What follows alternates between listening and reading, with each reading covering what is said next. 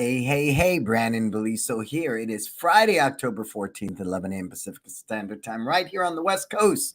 This is Success Never Sleeps. I am Brandon Beliso, and welcome to the show. As you come aboard, put in your name, tell me where you're tuning in from, the name of your school or business. I am grateful to give you a shout out. Bob Poole, as always, dependable, reliable, trustworthy. Bob is always here, and I am so grateful that Bob chooses to hang out with us.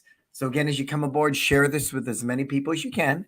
Let us know that you're here, and I would appreciate that greatly. As always, I want to thank my sponsors, starting off with Market Muscles, simply the finest in website, My Studio, the best CRM system out there, progressing, changing, evolving, bettering. Kids love life skills. I've said that passionately. Business, we should always position ourselves as a investment for our families. And if they view you as an investment, then I believe we put on ourselves in a very unique position to where, as we negotiate this recession, because we are in a recession, I have said that for months. I think it's a reality, and we're going to begin to feel that. You might have small pockets here and there of people that aren't feeling that. We're in San Francisco, and so people here tend to have a little more money. And so, but when I work with clients all over the world, they're feeling it everywhere, from Germany to England to Colorado, across the board. People are feeling the recession. And I believe, me as a parent, I will cut everything out of my own life first before I will ever cut my kids' activities. Because for me as a parent, I'm a failure. If my kid can't have his karate, he can't have his basketball, he can't have his soccer, we don't get to go to Disneyland, I am a failure. And that's just me. So I believe psychologically that parents will do everything they can to keep them something as valuable as your martial arts school if you position yourself as an investment. Somebody posted that, and we've done variations of the theme,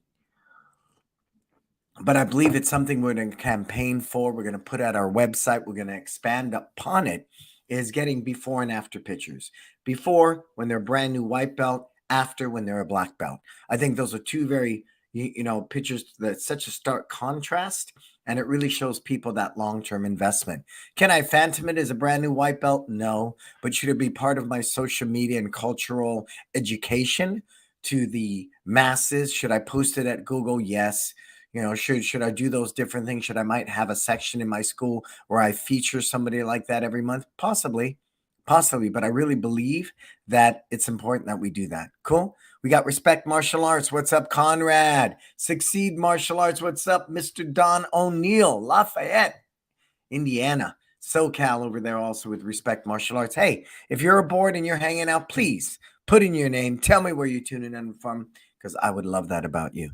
So, as we come into this final quarter, I posted it last night. We're at 9:49 between two locations, and I'm extremely grateful for that. I know a lot of people would be more than happy to be in that position, but we're not back to that 1,000 student level that we were at before the pandemic. So we're working towards that. And as you saw, I posted what we're doing in this final quarter. And as I look at it now, if I can see it, I can be it. We are ramping it up. We are ramping it up hard, because I learned at the business summit recently at my studio, where I had the privilege of not only speaking, but learning, is that 30% of our marketing, new leads, trials come from digital media, right? And the other 70% come from in-house and community events. So yes, we will go back to Parents' Night Out. Yes, we've added birthday parties, right? But we're doing it much differently. The Parents' Night Out in San Francisco is aligned with a silent auction at one of the local elementary schools. They're going to have, I don't know, crab feed or something of that nature. The kids will come to our school, and we will watch these kids for free and feed them pizza and juice and dodgeball and life skills and merit badges, breaking boards, the whole 9 yards. That is our contribution to the school. And we're going to have what? 30 new kids that have never been in through our doors. That's a good day. And we're donating a week of camp to that silent auction. That's a good day. We just gave out a bag of candy, 60 pieces of candy, and they're the M&M fun sizes for an event at a pre-K kinder school, private school, south of here. And what we do is we take this great card. I want you to see it. And that's why I asked that question the other day. Do you use Canva? I recommend you use Canva.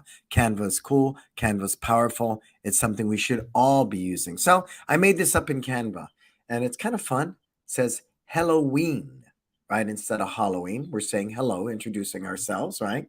It would be really cool to meet you in person. So we invite you to try a class, right? Not free class, just try a class. And that is a shot of me and a bunch of kids. But what I did different that I saw from all the other marketing pieces, they take a kid in a karate uniform and slap him on a Halloween background. Okay, that's okay. But I think this is more in line with the theme. You see that? We're all wearing masks in front of a Halloween background. That makes more sense to me. The other one felt strictly like a marketing piece, and I think it missed the boat just a little bit. And it was one person. I want to show that we're a tribe, we're a community. So we put a group of kids together, and I put masks on each one of them. That took a lot of time, but look at that. Isn't that cool? I put masks on every one of them. And then, of course, on the backside, social proof, there's a Google review with the little Google stars, Google icon, a couple of the awards we've won, as well as a scan me. So go ahead and scan that and see where it takes you. Anybody? Anybody scan it? Take your phone out. If you're watching this on the desktop, scan it and see where it goes. Got it? Got it? What's up, Ricardo? Danny, sir. What's happening? Oh, Monique, Karate for Girls, Resilient, James. Okay. And anybody, my wisdom clients, you're all entitled to this, right? Any of my clients, you are entitled to this. All you've got to do is change what? The logo on the bottom, put in your logo, change this picture, right? Get one of your people. It's not hard to do. And then adapt the back. You can do that in Canva, right? And then I sent it out to Vistaprint. Vistaprint is so inexpensive, and they're doing 1,000 for like $60. I had to do one for San Francisco, one for Millbury, two separate audiences. Nonetheless, the fact that you are empowered to do stuff like this is really what I'm discussing here, because I think as small business owners, we're held captive. And I know because I talk to many of you, whether it is not my sponsors, I'm going to stay away from that, whether it's a consultant or a digital marketing company or a website company or CRM software or this or that or this or that, you often approach me and I can feel that you feel like you're held prisoner, right? You're frustrated, you're overwhelmed, you're handcuffed, you're a victim. I understand all of that. So what is the solution?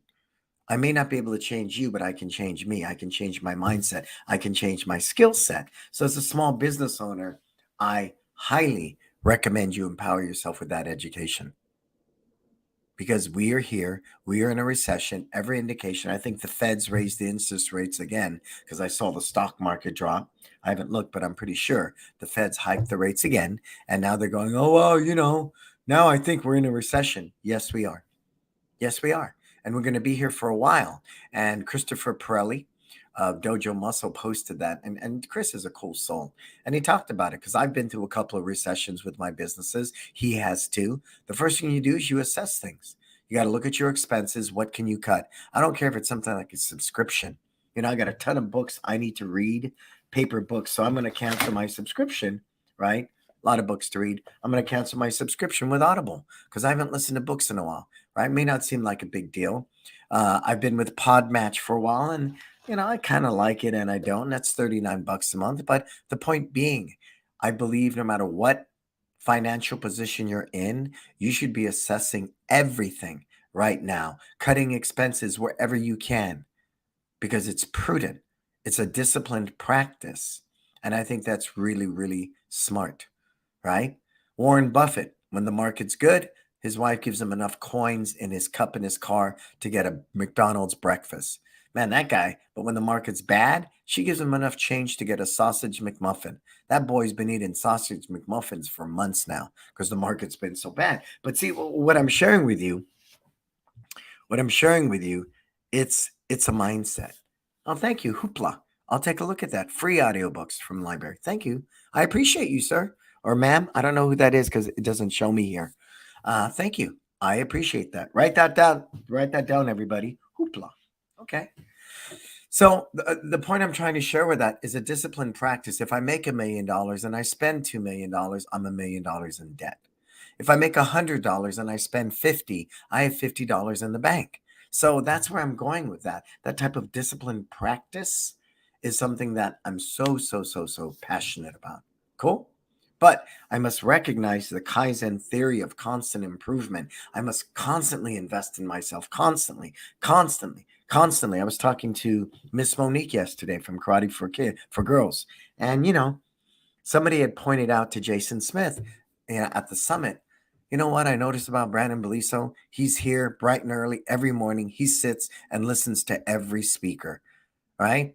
Even though I'm speaking, I sat there and listened to every speaker because I can always learn.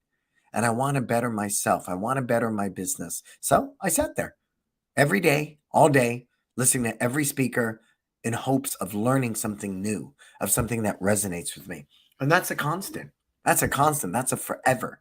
So, what do we got coming up, Marco? It's Time Live Balance. That's next April 15th to 18th. I want you to make that investment. And what I'm doing to kind of offset the recession is, yes, you will pay me for those 4 days, but your team needs to come out here. So if you book your 4 days now, I'll put this in there, Marco, and you book it in the next 72 hours. There we go, Marco. Put it in there, 72 hours. Your team members can come out here for the 2-day experience for $99. I've never done that. And I really want to spend those 4 days. I really believe we're going to be in the deep of the recession. You're all going to need a breath, going to need to take a breath. You're all going to want to just, it's going to be rough. That first quarter of the year with tax time and everything, I think we're all going to feel it, right? This war in Ukraine's not letting up. Inflation's not letting up. Interest rates are up. I believe we're going to need that time and reflection, that time to rejuvenate, regroup, and refocus. And I want you here. 20 people, 4 days here with me. The 2 days, you and your team. Bring your team out here. All they have to pay is $99. I've never done that, you guys. But for the next 72 hours, I'm going to let Chris know. For the next 72 hours, put the link in there for balance. If you can, Marco, thank you. And get signed up. Every team member that comes out, it will be only $99. And why do I say that? I find that, Roland's checking in. Roland's saying hi. Roland Osborne of Hyper. What's up, Roland? Uncle Roland, Papa Roland. I got to have Roland on the show. I really do. Roland's a good soul. I love him like a brother.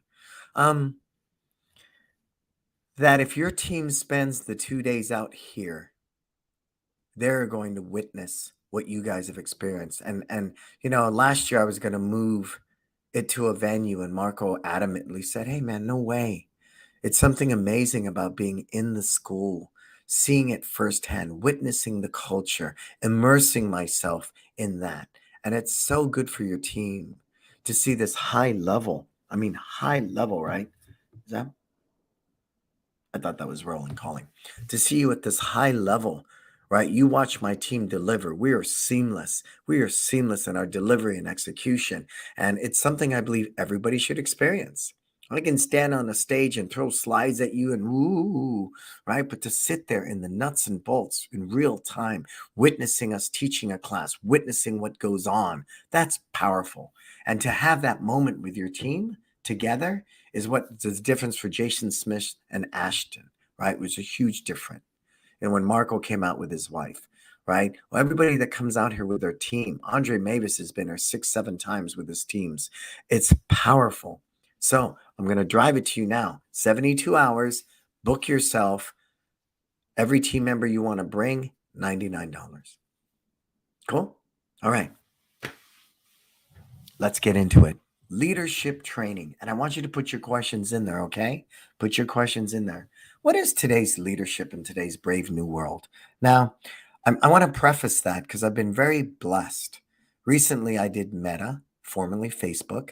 I spoke to their global marketing team on leadership post-pandemic.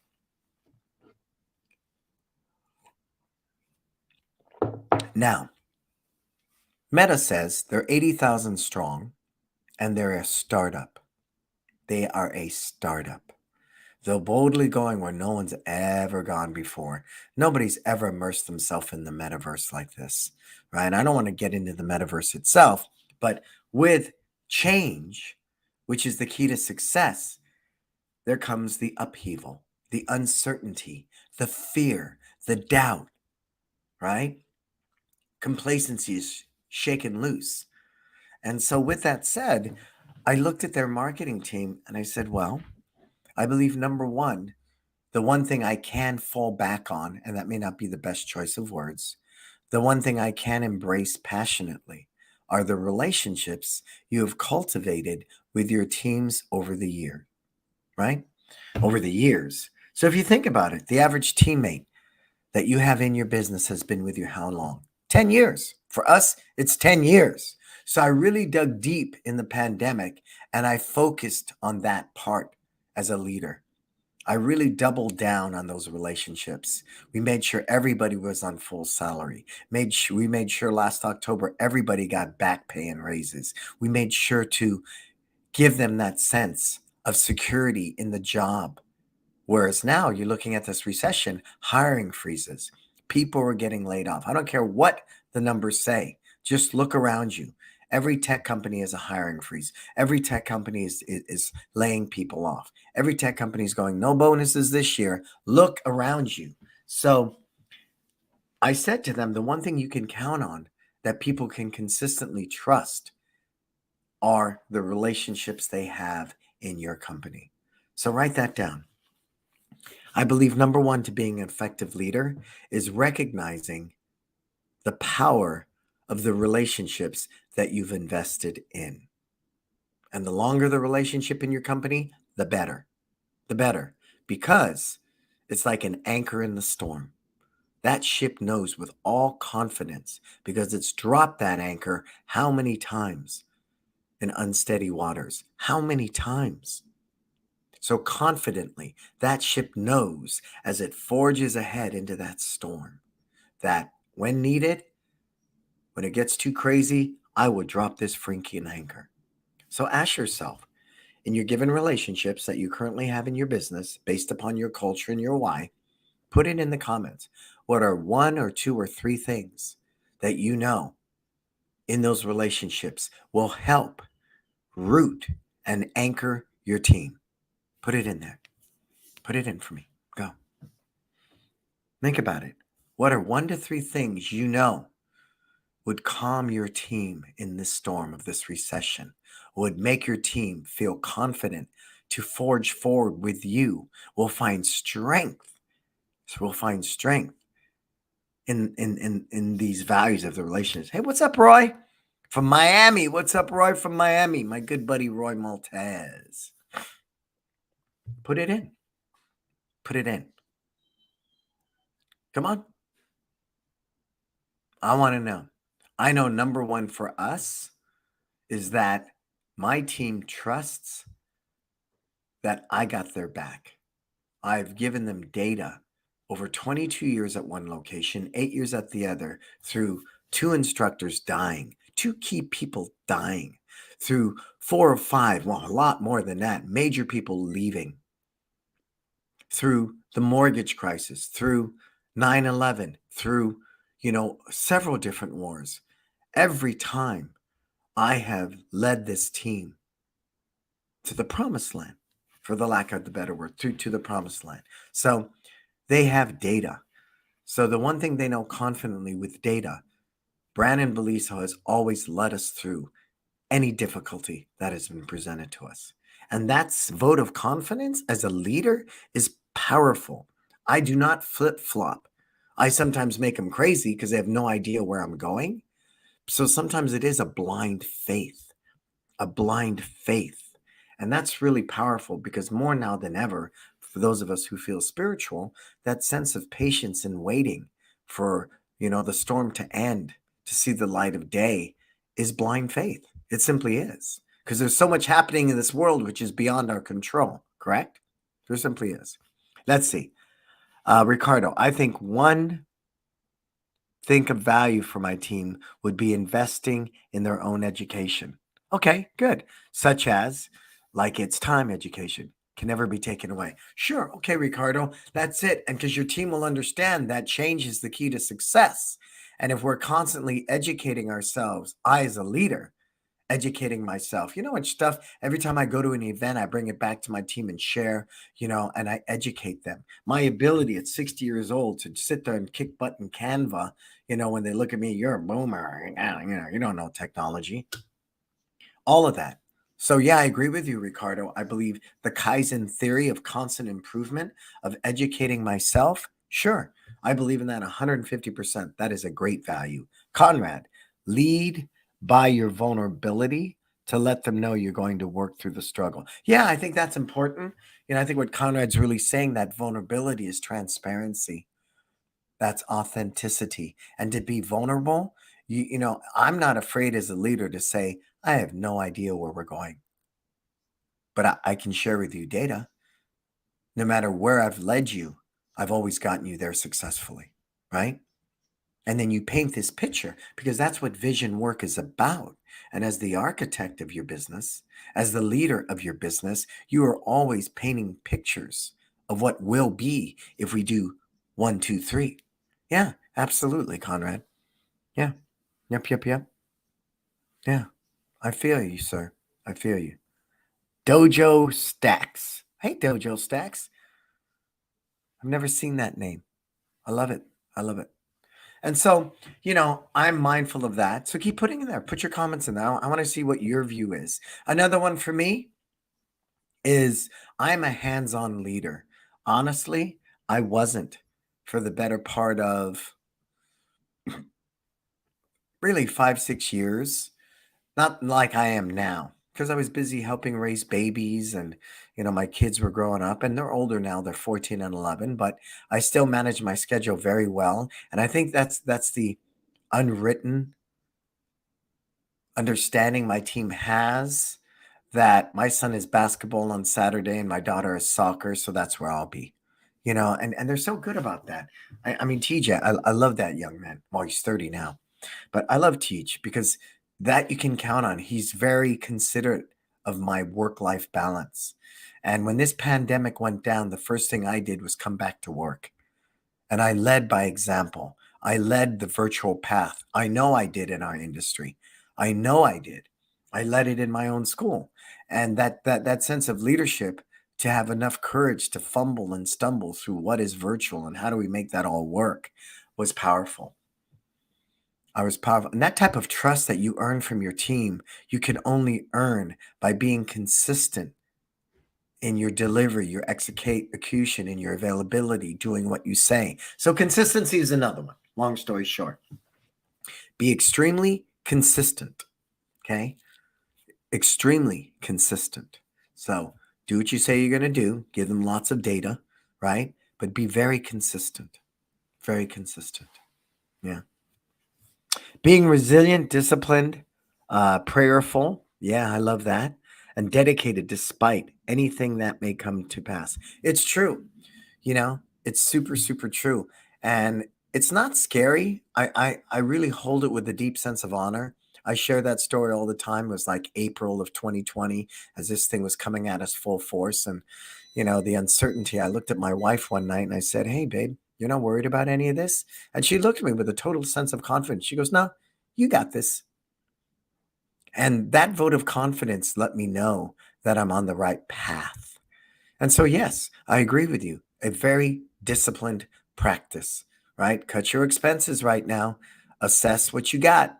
Know what resources are out there, because there ain't going to be no PPP and no any of that. So the next wave of businesses are going to fall. They are going to fall hard because there'll be nothing to draw upon. But is there a line of credit? Is there an SBA loan you can tap into at a low interest rate? What is out there and available to you? Where can you cut? We just now recently found a really great after school person that we're training. But up until this point, the past 2 months, myself, TJ, Sifu Bender, even my wife, we've all been in rotation showing up this after school program.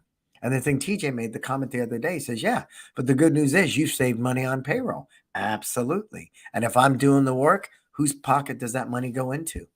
Me. So it's been that bad. It's because we're still not at that number, right? We're stuck at 949. We're not at 1,000. So we're not generating that revenue we were generating pre-pandemic. Yet our payroll's gone up. But we've negotiated other things pretty strategically, right? We got deferred rent in San Francisco. We renegotiated that lease. We got the rent reduced by about 20% for another 10 years. So we've done a lot of really smart things, but we're constantly mining data. I make my sister Letitia nuts, right? There was that whole thing about California's giving these kind of recovery checks, but I didn't qualify her because I make too much money. But I sent it to her anyways. Letitia, what about this? What about this? She laughs sometime. She goes, did you look into the details? You're in the 1%. You don't even qualify for that stuff. Okay. But the point is that mindset of cutting expenses, saving money, looking at my resources, what's available, what's out there. And as a leader, I have to look, what if we lose 10% of our business? What if we lose 20? What if we lose 30? How does that all happen? Because great companies and great leadership understand you got to know when to contract as a business and you got to know when to expand. Okay? That's the big thing. You'll see it all the time. Starbucks opens, I don't know how many locations a year. Look it up, Marco. 600 to 900. But how many locations does Starbucks close a year, right? How many do they close a year? Take a look at that. See if you can find me that information, Marco. I think another big thing in leadership that I've really exemplified, and when we talk about leadership training, what I'm discussing with you are leadership habits. Write that down. Leadership habits. And if you don't have a new habit, if you're mindful and you implement it and you practice it, they say, 21 days or 30 days, however that goes, and you consistently do that, you can develop a new habit. You can turn over a new leaf. You can become a new person. Make no mistake. Make no mistake. You have that luxury. All right. So it instills a really neat sense of faith. One of the things that became a huge campaign for me through this pandemic, and it continues today, and I'm already a really grateful soul, was gratitude. Write down gratitude. To be thankful. Is your cup half full or is your cup half empty? Technically, scientifically, if I put a half a cup in front like this, it's both. It's half full of liquid, it's half empty. So it really becomes my mindset. And if I'm a grateful soul, my cup runneth over. Or even more so, I know I can go to this well, this unlimited resource, and I can constantly fill up my pitcher to fill that cup. Take it a step further. So one of the big things that organically came out of this, and for me, it's become a brand absolute. I appreciate you. Write that down. I appreciate you. For a while it was, people would say, how are you doing? How are you doing? We are grateful. Let's see. Okay, Starbucks opened nearly 1,200 new locations. Wow. 1,200 new locations in 2021. And they only closed 16 in 2021? Wow, I thought they closed a lot more than that. I thought I read somewhere they close hundreds every year. Look at it worldwide, Marco. Worldwide. How many do they open? How many do they close? But long story short, they do close. They do close locations. If it's underperforming, they cut their losses, they move on. They simply do. So gratitude's a big one. I appreciate you. That is a more direct sense of gratitude. I say it all the time in my classes. When a student is performing well, I say, wow, look at little Jimmy, throwing that kick and ki-ing really loud. Jimmy, I appreciate you. Okay, so they closed 400 worldwide. There you go.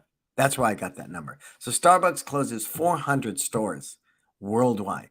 Wow, right? So think about that. Great businesses know when to contract. Great businesses know when to expand.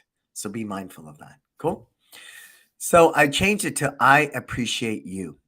Anytime we're in the school and someone does something, especially when it's unnoticed, it's easy to tell somebody to do something and they do it. But when they take their own incentive and they're fulfilling your brand promise to people in your school and your business and to each other as a team, then I find myself saying so much more. I appreciate you. And I'm sure many people here on the show will vouch for that. How many times have I said to you, I appreciate you? Put it in the comments with I appreciate you. So gratitude's a big one. It really, really is. Because as you negotiate this recession, if we want to train our team better, if we exemplify gratitude, that goes a long, long way. Another one I shared with the Meta team, which I think is really, really cool, that I want you to write down as well. Empathy. Empathy. Write that down. Is to understand and respect other people's opinions and the way they think, right?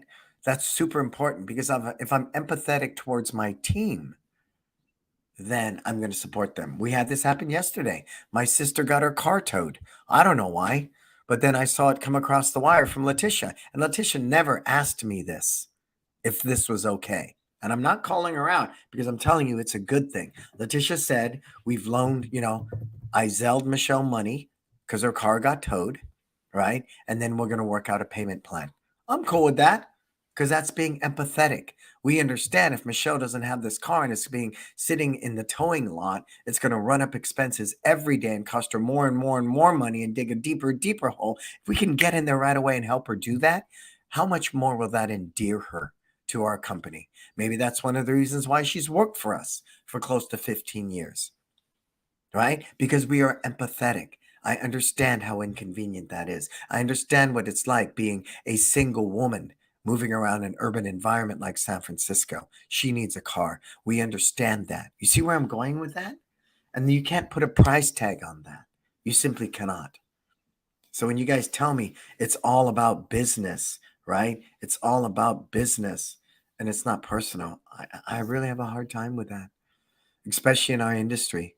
When we make moves, that are strictly business and the relationship takes back seat, I'm very challenged by that. So think about that. If you find yourself doing that, I believe that's also a big part of being a leader and training yourself is stop using the excuse that it's all about business because it isn't. Somebody posted that yesterday. I saw it at LinkedIn. They said, I would never call my team my family. My team is my team. They're not my family. And I really thought about that. I said, okay, right? You keep that special part for your family. You want to separate the two. This is my team at work and this is my family. I'm going to challenge that for our culture. Our team is an extended family. Everybody I work with in wisdom and it's time mentoring, you become part of my family, do you not? Think about that.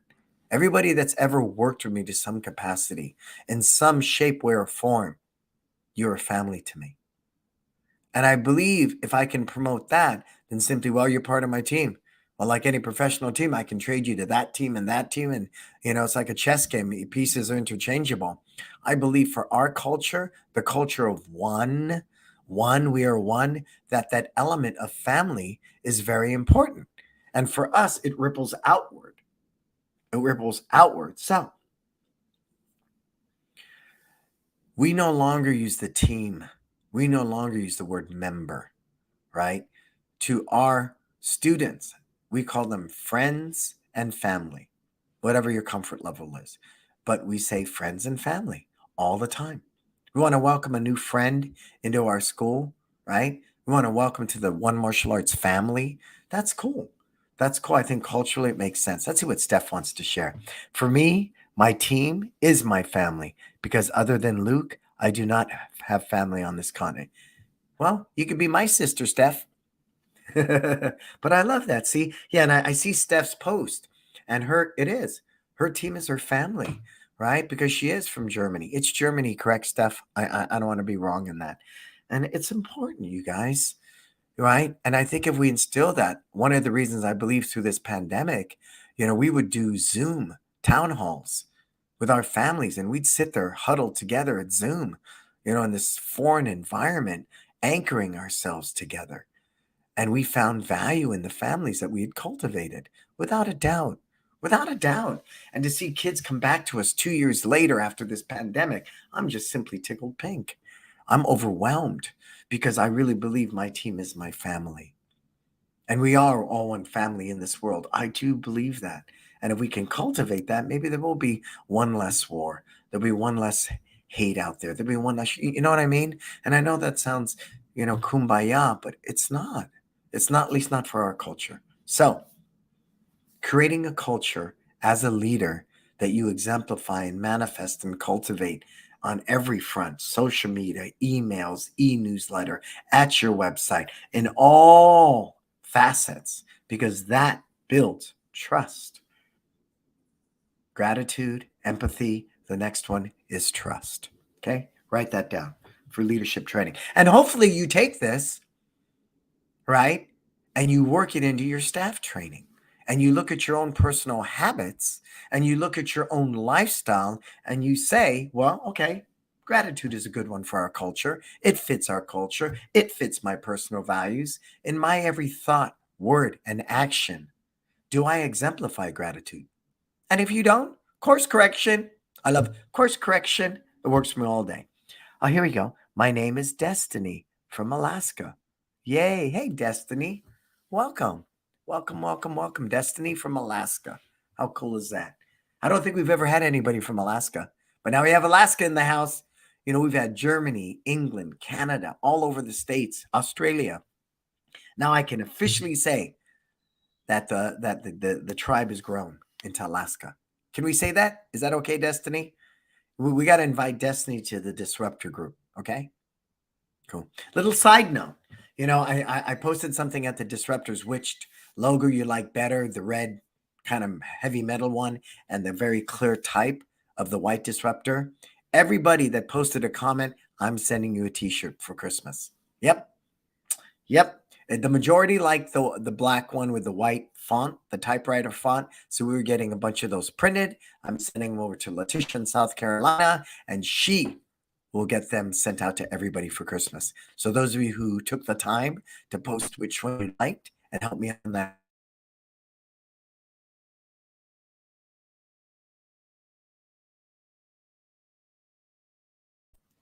Oh, are we there, Marco? Okay. So the next one is trust. Trust, man. Once we lose somebody's trust, it's so hard to get it back. It is so, so hard. And that's why the core value of integrity, to always do the right thing, has to be there no matter how uncomfortable and funky the conversation is. I can't say one thing and do something else. It's going to violate trust. And I witness that in the world in general, right? But I witness it a lot in the martial arts industry. You say one thing and then behind, people's back, you say something else. I will not do that. Have I done it? Yes. I say that from my own personal shortcomings and my own faults. I have said one thing to someone's face and said something else behind their back. I don't do that today. I took ownership of that because there was one point in my life, I just wanted everybody to like me. And I didn't want to disappoint anybody. And the big thing I recognize in leadership, you will disappoint people. But at no expense should you lose their trust. Write that down. Right? So what do we got? Gratitude, empathy, trust. And that's part of our culture of hire. If you're supposed to start work at 12 o'clock and you're not here, then I don't trust that you're reliable.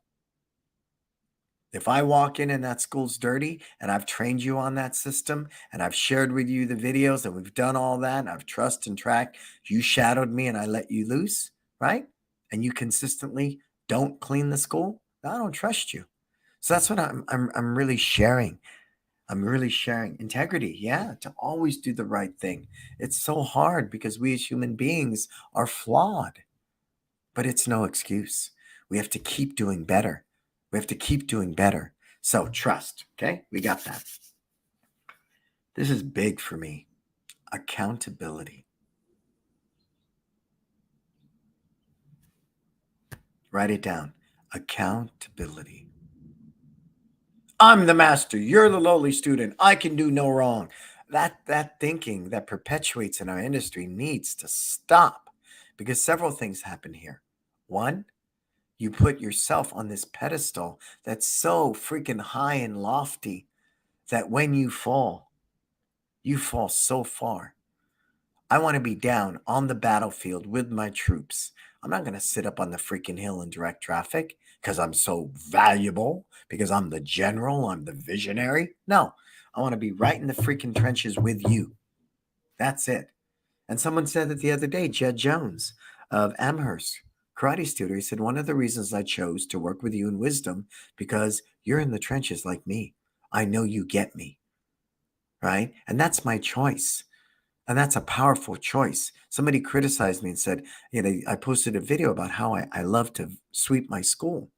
It's very healing for me. It reminds me of my grandma when she had restaurants. And as a young boy, I would sweep her restaurants because that's all I was old enough to do. And the comment was, what kind of millionaire sweeps his own school? And I looked like, what a stupid comment. How ignorant and ego-based is that? And that was me, right? I said that to them.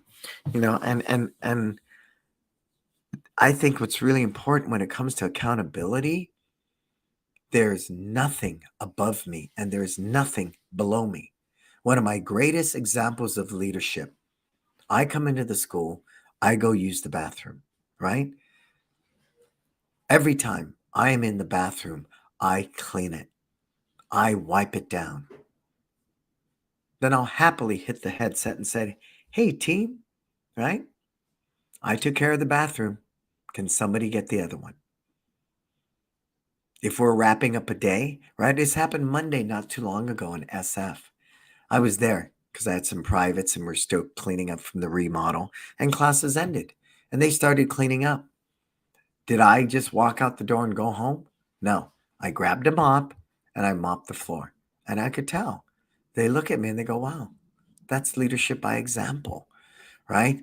I'm accountable to my team.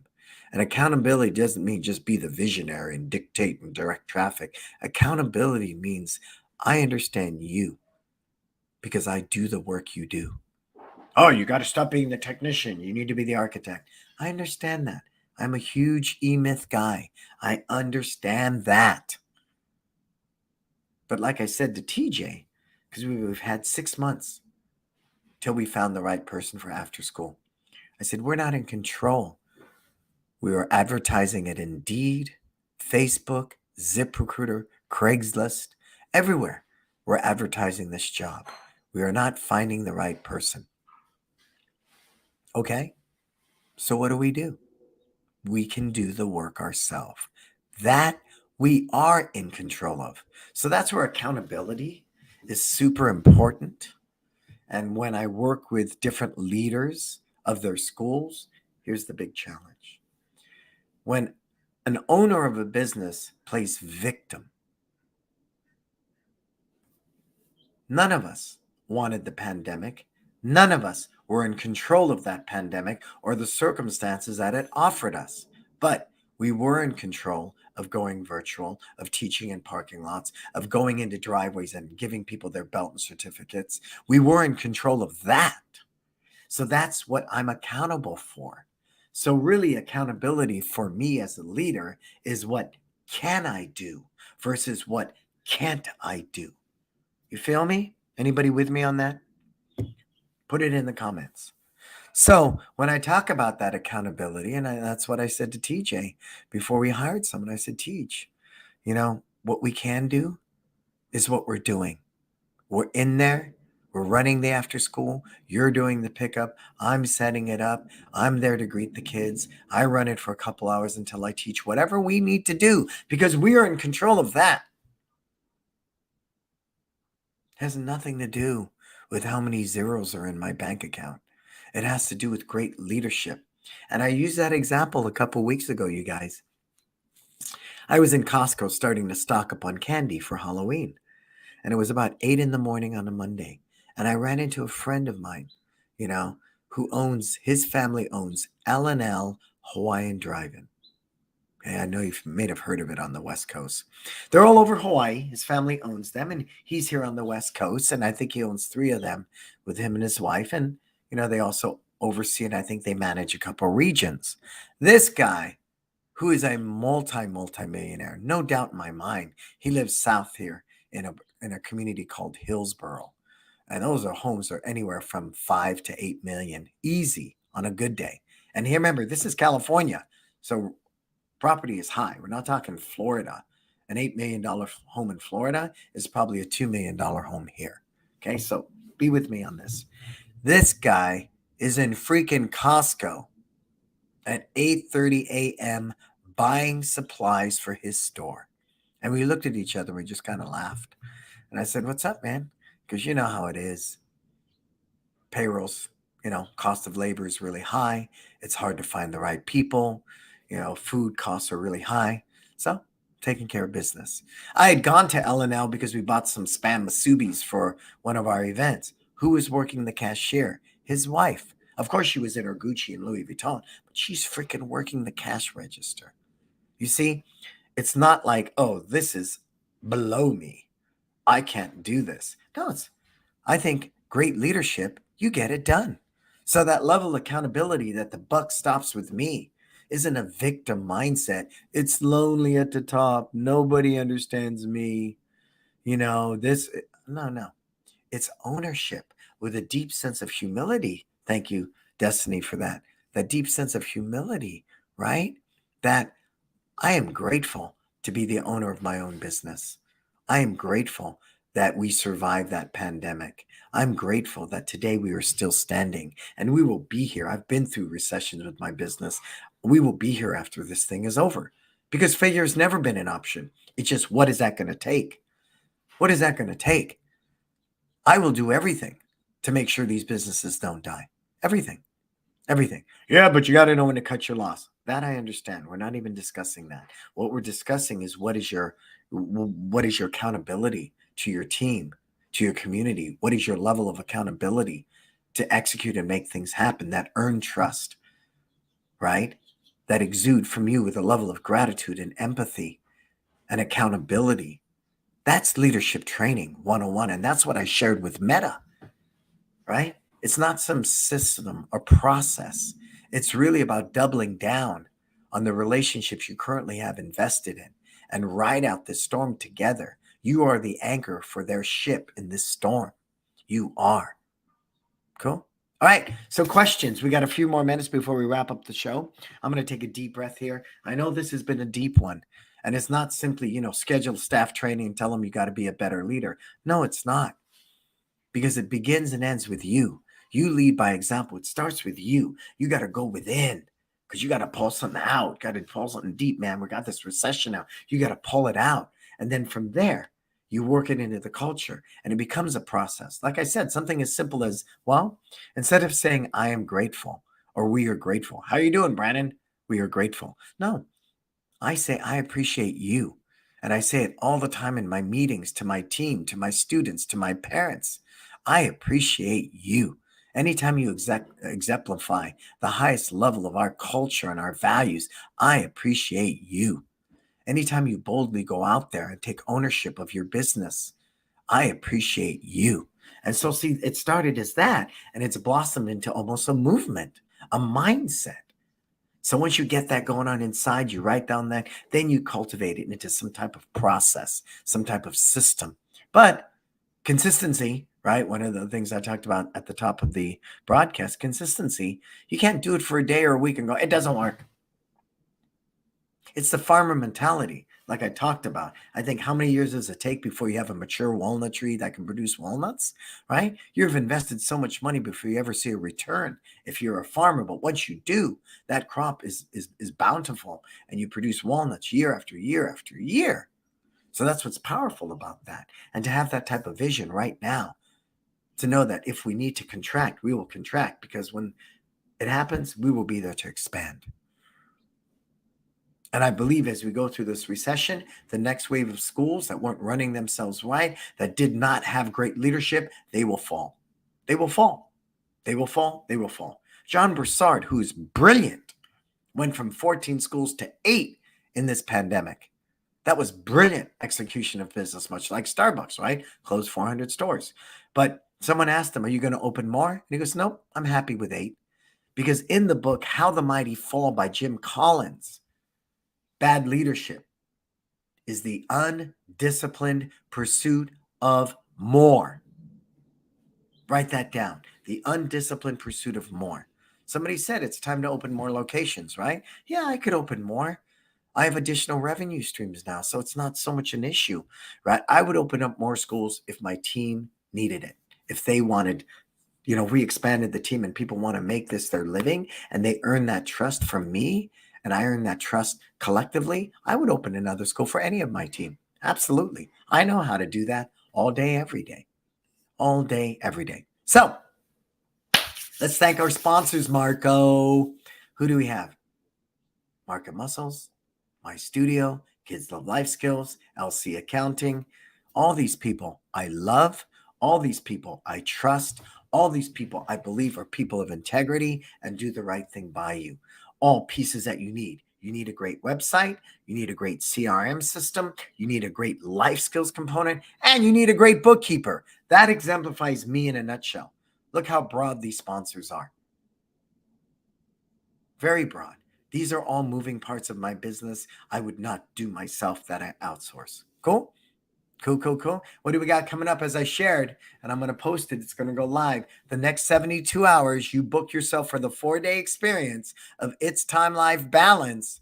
Every team member you want to bring is $99. Do you have a special code for that? 99. Did I say that? $99 for the 2-day. Because if your team is here and they're immersed in those 2 days, it's going to change their life. And you spend 4 days with me, it will change yours as well. 72 hours, okay? I'll post it when it's going to end. 72 hours, you get booked for It's Time Life Balance for the 4-day experience with me, Brandon Belisa. We have Zach Connolly coming back for that too. With me, every team member you want to bring will be $99.